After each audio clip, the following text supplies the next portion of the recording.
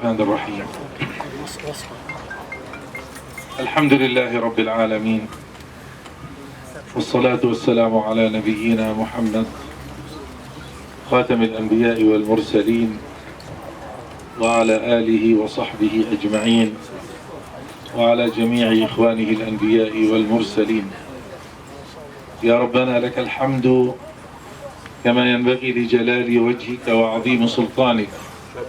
يا ربنا لك الحمد حمدا كثيرا طيبا مباركا فيه مباركا عليه كما يحب ربنا ويرضى، ملء السماوات والأرض وملء ما بينهما وملء ما شئت من شيء بعد. أهل الثناء والمجد، أحق ما قال العبد وكلنا لك عبد، لا مانع لما أعطيت ولا معطي لما منعت ولا ينفع ذا الجد منك الجد. لا نقول يا ربنا إلا ما يرضيك، لا حول ولا قوة إلا بك، أنت حسبنا ونعم الوكيل. إنا لله وإنا إليه راجعون. لك الحمد في السراء والضراء، لك الحمد حين تعطي ولك الحمد حين تأخذ ولو كان الأعزاء منا. نسأل الله تعالى أن يرحم أمواتنا جميعا، وخاصة الآباء والأمهات والصالحين وذوي القربى وأصحاب الحقوق علينا، وأن نكون بارين بهم جميعا. في هذا المقام وقد ودعت قبل أيام قليلة أمي العزيزة. في هذا المقام، مقام الصبر والشكر والتسليم، لا أملك إلا أن أحمد ربي أولا الذي رزقني أما كأمي، وكل الأمهات عظيمات بصنيعهن مع الأبناء والبنات، ويصنعن مع الرجال والآباء تاريخ الأمة وتاريخ الأمم. أحمد الله أولا ثم أشكر الخلق من بعد ذلك.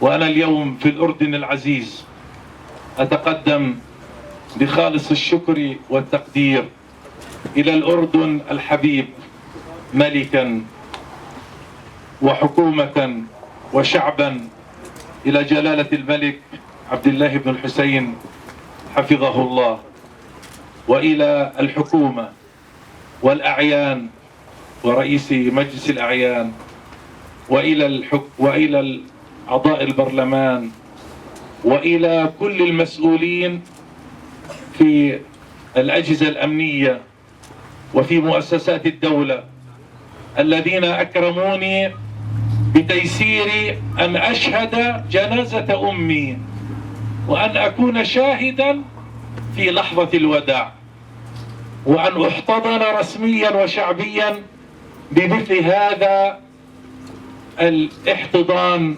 المقدر والمهيب، وأن أكون بين الشعب الأردني، هذا الشعب العظيم الذي له كل المحبة والتقدير.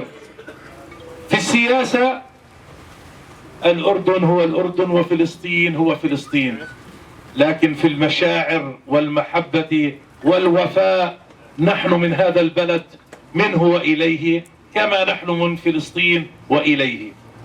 لكن في السياسة لا نقبل أن يتلاعب بالأرض وبالحقوق والأوطان.